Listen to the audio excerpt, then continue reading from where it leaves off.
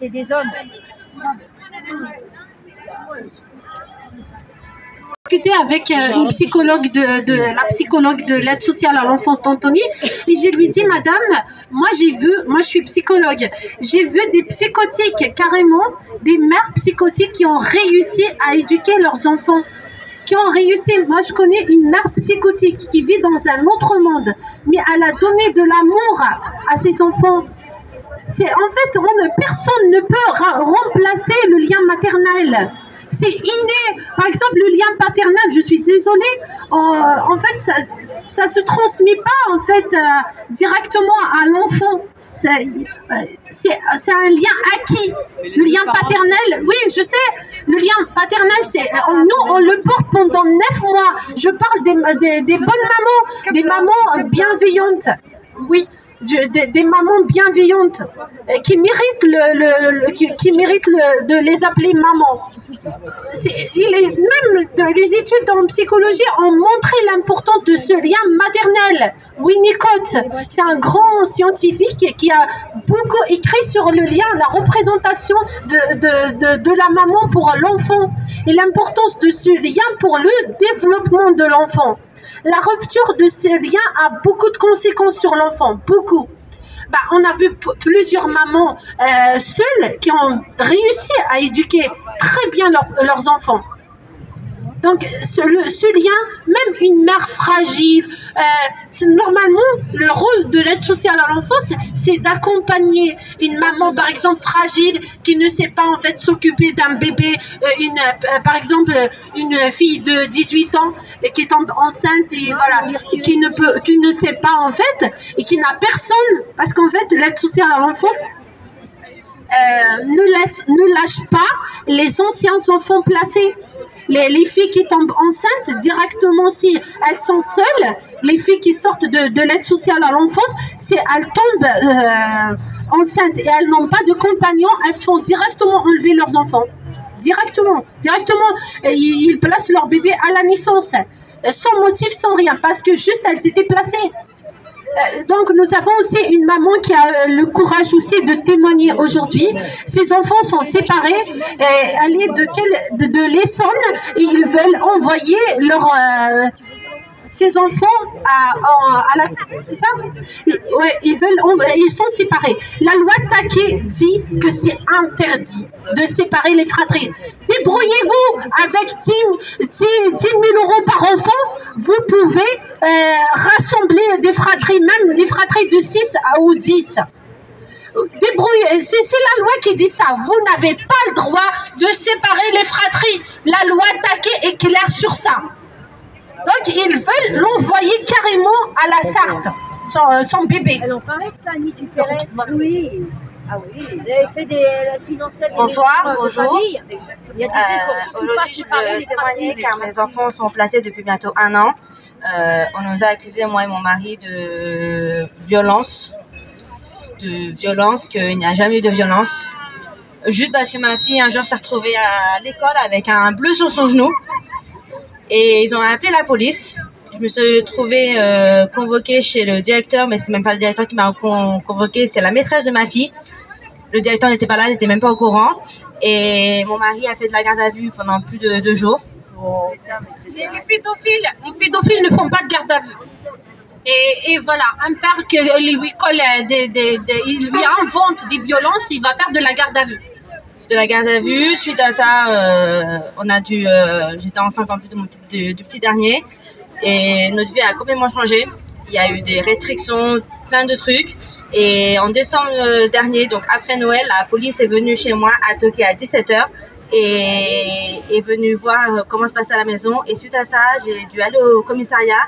3 jours après, mes enfants étaient enlevés par l'ASE, par l'aide sociale à l'enfance de 91 pour aucun motif. Il n'y a rien, le dossier est vide. Les avocats qu'on a consultés plusieurs et tout nous ont dit qu'il n'y a aucune preuve, il n'y a rien du tout dans le dossier. Et ça fait bientôt 1 an qu'on vit ce calvaire. C'est très compliqué, on ne sait plus quoi en faire. Je vois mes enfants une fois par mois, mes 2 grands, le petit dernier toutes les 2 semaines. Et mon mari a pu voir son fils qu'il y a pas si longtemps, les droits ont été ouverts. En plus, on nous accuse de ne pas avoir suivi les règles. On nous a indiqué que monsieur n'était pas venu à l'audience parce que il s'est pas présenté. Or, on n'a pas reçu de convocation. Moi, quand j'y suis allée en janvier, on m'a clairement dit qu'il n'était pas obligé d'être là. Je ne comprends pas pourquoi. Et le lendemain, enfin la veille de l'audience, nous dit que monsieur devrait être convoqué. Pas de convocation, rien du tout. Donc il ne s'est pas présenté vu qu'on lui avait dit qu'il n'était pas obligé. Et on nous a reproché ça il y a une semaine, que limite il s'en foutait de son fils, que voilà. En gros, on est des mauvais parents, on fait pas ce qu'il fallait. Moi, on m'oblige limite à me mettre contre mon mari pour pouvoir récupérer mes enfants. Limite, on m'oblige pour pouvoir les récupérer. On ose me dire que pour récupérer mes enfants, limite, il faut que je me sépare du père de mon dernier parce que c'est un violent et que je vais pas protéger mes enfants. C'est honteux. C'est honteux. Et l'aide sociale à l'enfant du 91 est connue pour avoir des dossiers. Est connue. Moi, j'ai quelqu'un de ma famille qui a subi ça pendant plus de 10 ans. Pendant plus de 10 ans, ma soeur a subi ça. C'est une honte. Ils l'ont fait passer pour une folle. Ils ont tout fait à ma soeur. Et moi, je crois que une famille qu'on a ne doit pas leur plaire. C'est pas possible. Ils se rendent de tarés depuis 1 an. Je sais plus quoi faire pour m'en sortir. Je fais le maximum, j'achète des jouets, j'achète des vêtements, j'achète tous mes enfants. Et à chaque visite, je vois mes enfants avec des vieux vêtements tout pourris. Des pyjamas, mon fils, le fois, il est venu en pyjama à une visite. Un pyjama qui me dégoûte. J'ai envie de dire, c'est n'importe quoi. Et quand je dis quelque chose, il faut limite faire ma bouche. On m'a dit que mon petit dernier allait être envoyé à la Sarthe dans une famille d'accueil en Sarthe. Qu'on a dit qu'on était contre la famille d'accueil. Et on ne nous écoute pas. On a juste à fermer notre bouche et à rien dire, voilà, des petits toutous, on se suit, on doit à la limite se mettre à genoux devant eux pour dire oui, bien sûr, on va vous écouter. Je ne les écouterai pas, j'en ai marre. Je veux récupérer ma vie, je veux récupérer ma famille, je veux récupérer mes enfants. Je veux qu'on me laisse tranquille une fois pour toutes. C'est incroyable. Donc, moi, je veux vous souligner quelque chose, les amis. Vous voyez, c'est un couple qui s'aime bien. Moi, vous savez, qu'est-ce qu'elle me propose, la secte, quand je vous dis une secte satanique? Moi, il me propose une thérapie familiale pour retourner avec le pédophile. Je vous jure, hein, c'est marqué même dans le jugement, le premier jugement. Moi, j'étais choquée quand l'assistante du mal m'a proposé à l'audience la thérapie familiale. Elle a dit, on propose une thérapie familiale et elle me dit, madame, il vous aime. Je dénonce des faits très très graves. Mes enfants dénoncent des faits très très graves. Et mon fils lui a dit même qu'il ne veut même pas porter son nom. Il se demande pourquoi il porte son nom. Il ne porte pas mon nom. J'ai dû lui expliquer que voilà, notre culture, on donne le nom du papa et tout. Il me dit, pourquoi tu m'as pas donné ton nom? Il ne veut même pas porter son nom. Il me demande il me propose une thérapie familiale pour retourner avec lui. Voilà. Vous voyez bien à quel point ils sont pervers. Et une dernière chose, il y a une semaine, 6 km de chez nous. Et ce n'est pas normal. J'ai discuté avec des gens, ils m'ont dit, ils n'ont pas le droit, peu importe comment ils se sont pris, apparemment c'est avec des associations, je m'en fous. Ils n'ont pas le droit, ce n'est pas dans la loi. Ils sont en train de faire une entrave à la loi. Et vraiment, ils se croient vraiment intouchables, je pense.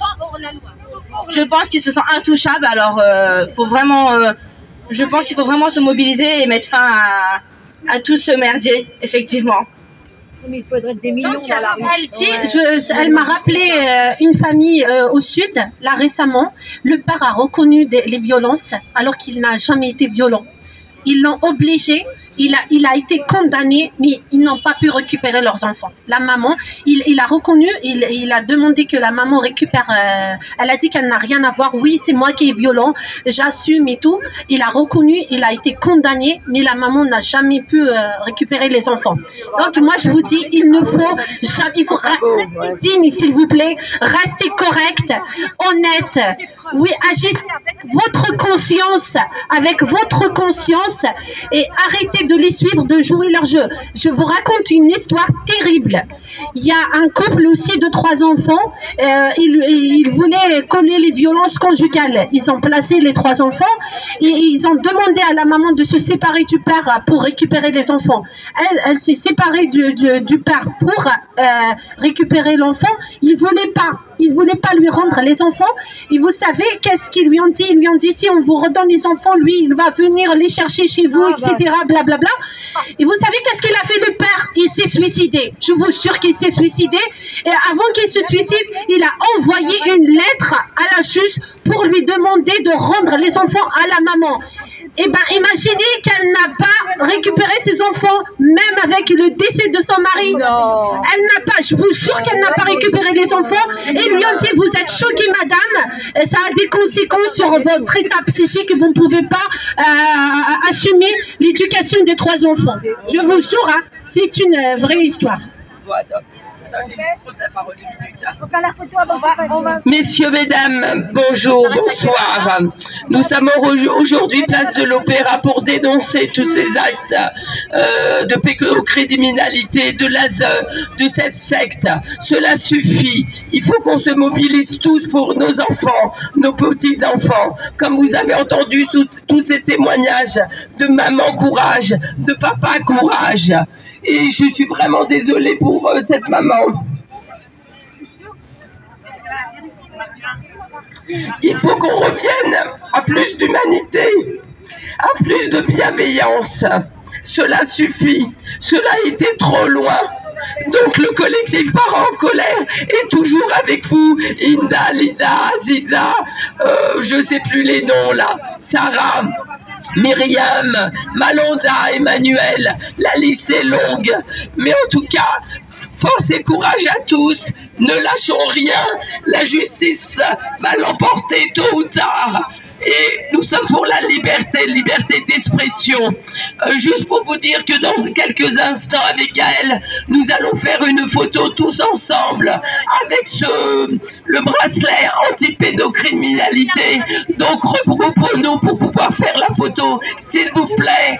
Et rendez-vous le mois prochain et le planning, le 2e samedi de chaque mois, rendez-vous ici, place de l'Opéra. Et pour les autres interventions, cela vous sera donné comme d'habitude sur TikTok avec les adresses, et courage Linda et à tout le monde en tout cas, à vous aussi, Amzi, je crois, Amzi. Donc vraiment, la bienveillance envers nous et pour ce papa qui n'a pas pris la parole aussi, qui depuis 12 ans n'a plus ses enfants, donc Mira. Et donc sur le site internet, vous avez aussi la pétition que vous pouvez signer, Mira et Maya. Et Maya, donc il a même écrit un ouvrage, si vous êtes intéressé, pour connaître son histoire, donc un autre père qui réclame justice. Cela a déjà fait 12 ans. Son ex a des problèmes psychiatriques et donc on lui a enlevé les enfants. Et donc en tout cas, courage à vous tous. Et donc merci à vous en tout cas. Je suis désolée pour ma voix, mais je voulais intervenir parce que ça me tient à cœur et je prends la route lundi pour les Vosges. Merci. Elle a toujours été avec nous dans nos manifestations. Merci beaucoup. Merci Liliane. Merci. On va faire une photo. Sincèrement, les premiers à me soutenir, c'était des Gilets jaunes. Merci. Merci au collectif Parents en colère. Merci à toutes les personnes qui nous soutiennent de loin ou de près. Merci. Bonsoir à tous. Alors, je ne suis pas maman, mais je travaille avec des enfants. Quelque chose de très sympa dans le périscolaire. Je vois l'évolution des enfants et beaucoup de choses me choquent. Par exemple, est-ce que vous trouvez que c'est normal que quelque chose que l'on expose comme ce soir, nous soyons réduits à un petit bout de terre-plein devant la place de l'Opéra? Est-ce que ça ne devrait pas passer à TF1 aux 20h de TF1? Bien sûr. Alors déjà ça c'est pas normal. Ce qui n'est pas normal déjà c'est que dès le 19e siècle on nous a construit des maisons avec des plafonds très bas. Et en fait pourquoi je parle de ça? C'est parce que on fait au petit peuple, l'élite fait au petit peuple ce que l'élite ne voudrait pas que le petit peuple lui fasse. D'accord? Et c'est ça le début du satanisme. c'est de faire à l'autre ce que je n'aimerais pas qu'on me fasse. Et qu'est-ce qu'il a fait? On nous a dit, allez vous faire tous vacciner. Et qui c'est qui s'est pas vacciné? Devinez qui s'est pas vacciné? Eh ben oui, c'est eux. Et le poudré qui est locataire de l'Élysée en premier.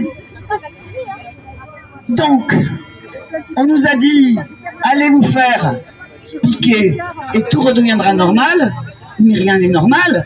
Ce qui n'est pas normal, c'est que nous soyons si peu nombreux. Mais nous sommes tous concernés. Tous concernés, qu'on soit papa, maman ou pas. On est tous concernés par une civilisation qui n'est qu'une décivilisation. Parce que nos enfants soient drogués par la télévision, que nous soyons empoisonnés par des médicaments ou même par l'air qu'on respire, ou par ce qu'on mange, on est empoisonnés de tous les côtés.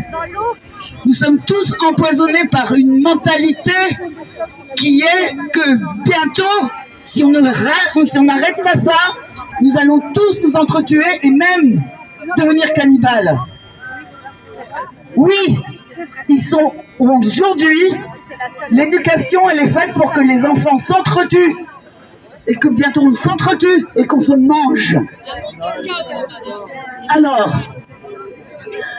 ce problème de l'ASE, des placements abusifs, c'est pas que un petit problème qui ne concerne que quelques personnes. Ça nous concerne tous. Parce que quel est celui qui voudrait se faire arracher la chair de sa chair? Quel est celui qui voudrait donner du poison à ses enfants? Si on continue, nous allons devenir... Il ne faut pas continuer comme ça. Aujourd'hui, le bas est en haut. Et le haut est en bas, tout est inversé. Et moi je dis, c'est un appel à tous les artistes qui entendront ça, à toutes les personnalités qui ont quelque aura possible. Un truc très simple, très très simple. Portons un gilet de sécurité au quotidien. Au quotidien pour avertir justement les bons militaires et les bons policiers que l'on sait que l'on nous mène à l'inhumanité. Alors, imaginons qu'un Coluche, il soit encore vivant. Qu'un Coluche encore vivant, qui n'aurait pas été chopé comme par hasard par un camion, qui puisse s'exprimer à la télévision. Imaginons que cela existe. Il dirait, avec ses mots à lui, portez un gilet, quelle que soit la couleur. Au contraire, plus il y aura de couleurs, plus on en fera voir des couleurs à ceux qui n'aiment pas les gilets. Portez un gilet au quotidien. Il dirait ça, une semaine après, toute la France porterait un gilet. Et ceux qui ne porteraient pas de gilet, eh ben, on comprendrait ce qu'ils ont dans la tête. Moi, je dis, portez un gilet. Et puisque nous n'avons pas de Coluche, nous n'avons plus de Coluche, eh ben, c'est le bouche à oreille. Le téléphone arabe, comme on dit. Faites passer le message, c'est très simple. Ni trop haut, ni trop bas. Je suis au niveau de porter un gilet sur le dos pour sauver l'avenir des enfants. Merci. Ils vont partir, on va faire la photo, ils vont partir. Oh, on va faire une photo. Moi aussi, je veux ma main. Les mains. Quand tu dois aller en dessous. En plus, il est grand, monsieur. Il faut quelqu'un qui monte sur une chaise. Attendez d'abord parce qu'il va y a des là. Attention. On doit se cacher. Non, il va être chaud. Alors, en arrière. Tendez les mains correctement, comme ça, les paumes vers le ciel. Et ça, c'est quoi cette main? Ça va pas. Ça va pas, madame. On a la prof d'art plastique qui nous